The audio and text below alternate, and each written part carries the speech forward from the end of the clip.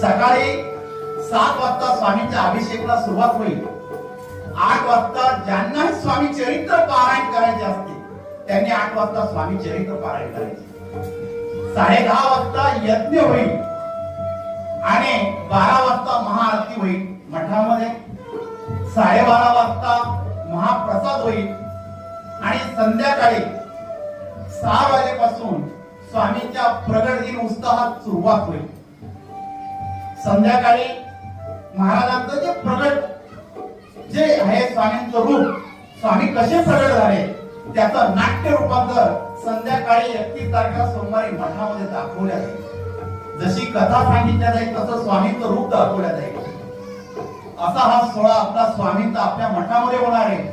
तर सर्वांनी 31 तारखेला आपल्या ब्रह्मांड नायकाच्या प्रगट दिनाला यायचं. जसा आपल्या घरी वाढदिवस असतो, आपल्या बाळाचा वाढदिवस